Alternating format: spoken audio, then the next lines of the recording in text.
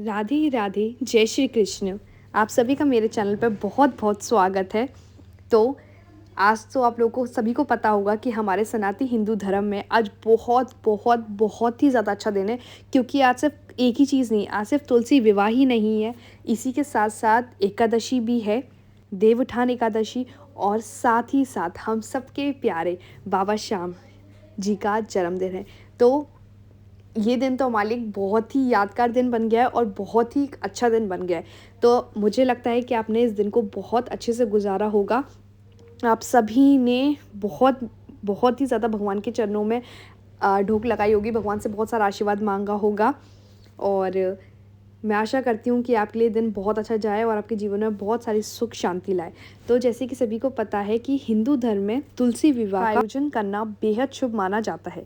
मान्यता है कि ऐसा करने से भगवान विष्णु जी और माँ लक्ष्मी जी बहुत ही ज़्यादा प्रसन्न होती हैं और आपके घर में हमेशा सुख और समृद्धि बनी रहती है। साथ ही साथ वो खूब सारा आशीर्वाद अपने लोगों को देकर जाती हैं। हमारे हिंदू धर्म में कार्तिक माह का एक अपने ही कार्तिक महीने का अपना ही एक बहुत ही विशेषता है। जैसे कि मैंने बताया था कि कार्तिक माह के महीने में आप जो भी करते हैं आपका उसका फल बहुत ज़्यादा मिलता है। आप जो भी पूजा करते हैं उसका फल मिलता है, और ये महीना वैसे ही अपने आप में ही बहुत एक विशेष है। तो जैसे कि आप लोग को पता होगा कि इस दिन कार्तिक माह एकादशी तिथि को देवउत्थान एकादशी मनाया जाता है। इस दिन हम अपने घर में तुलसी जी की, जो हमारे घर में तुलसी जी का पौधा होता है, उसे तुलसी जी की और शालिग्राम जी का विवाह कराया जाता है। वही कुछ लोग कार्तिक माह शुक्ल पक्ष की द्वादशी तिथि को तुलसी विवाह करते हैं। इसलिए साल में इस बार 23 नवंबर और 24 नवंबर को 2 दिन तक तुलसी विवाह का आयोजन होगा। तो हिंदू धर्म में तुलसी विवाह का बहुत ज़्यादा महत्व है। ये आप सभी को पता होगा कि हम सभी के हिंदू घरों में, सभी के घर में तुलसी जी का पौधा होता है, जिसमें हम सुबह उठ के रोज़ जल चढ़ाते हैं, और बोला भी जाता है कि हमें रोज़ तुलसी जी पे जल चढ़ाना चाहिए, उनका दीपक करना चाहिए। और एक हिंदू घर में सभी के घर में तुलसी जी का पौधा ज़रूर होना चाहिए, जो कि बहुत ही ज़्यादा अपने आप में बहुत ही अच्छा माना जाता है। ठीक है। और आप लोग को ये भी बात मालूम होगी कि हिंदू धर्म में तुलसी विवाह का बहुत ही बड़ा महत्व है।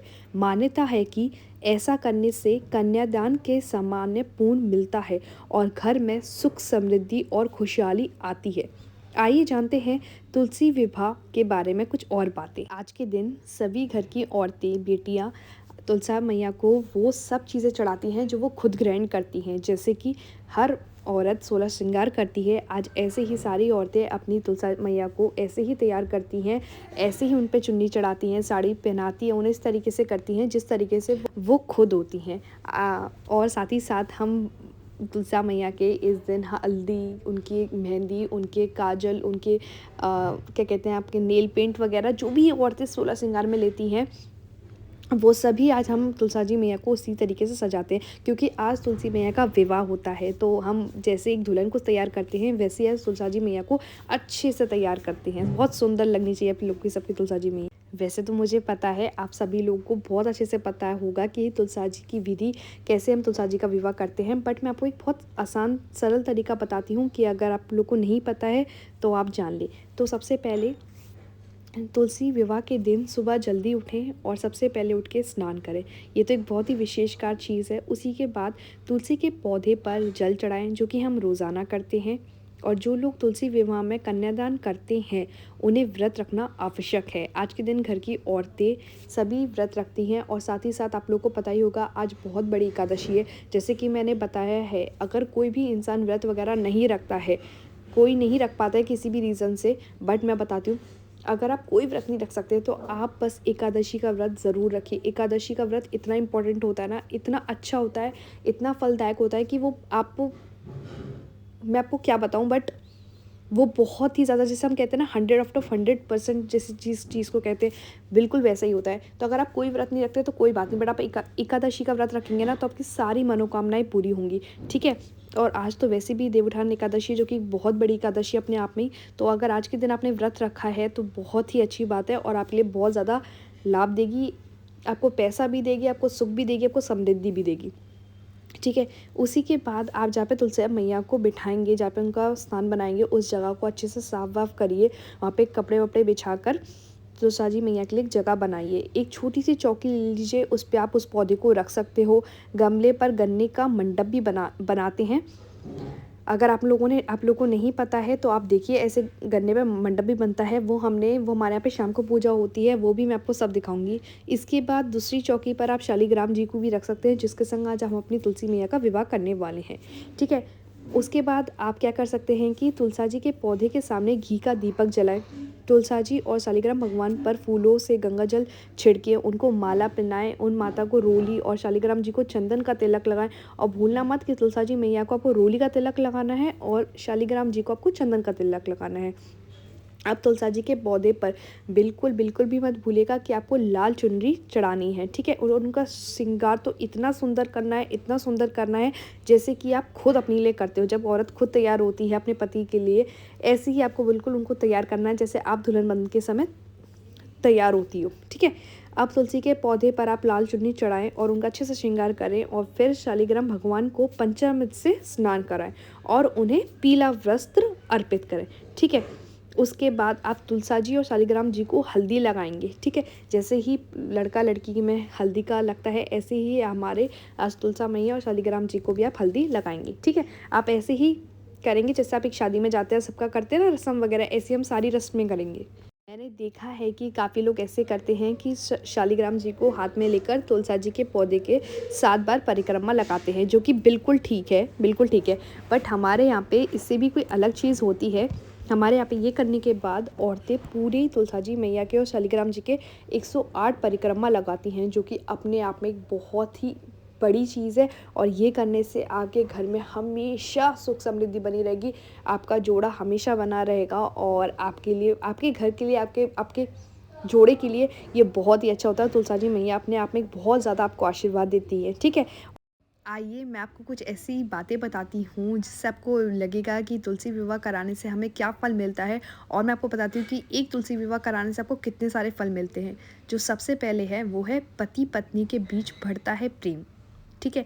मान्यता है कि तुलसी विवाह करवाने पर पति पत्नी के बीच प्रेम और स्नेह बढ़ता है। इस दाम्पत्य जीवन में खुशियाँ आती हैं और आपसी मनमुटाव और दूरियां भी कम हो जाती हैं। इसलिए हर साल ढेर सारे लोग तुलसी विवाह करते हैं। और बातें जो मैं आपको बताती हूँ, सुहागिन स्त्रियों को मिलता है पुण्य फल। देखो, तुलसी विवाह के समय तुलसी को विवाहित महिला की तरह लाल चुनरी, लाल चूड़ियाँ, बिंदी, पायल, लाल वस्त्र आदि भेंट किए जाते हैं। मान्यता है कि ऐसे करने से विवाहित स्त्रियों के लिए सौभाग्य में वृद्धि होती है। मैंने बताया था ना आप लोगों को कि आप तुलसा मैया को आज ऐसे सजाइए जैसे आप खुद तैयार होती हैं, जैसे आप करवा चौथ पे तैयार होती हैं अपने पतियों के लिए, पतियों की लंबी उम्र के लिए। ऐसे ही आज उनका विवाह है, जैसे आप विवाह पे अपने तैयार हुई थी, आज बिल्कुल ही तुलसी मैया को ऐसे ही सजाइए, ऐसे ही तैयार करिए जैसे आप खुद होती हैं।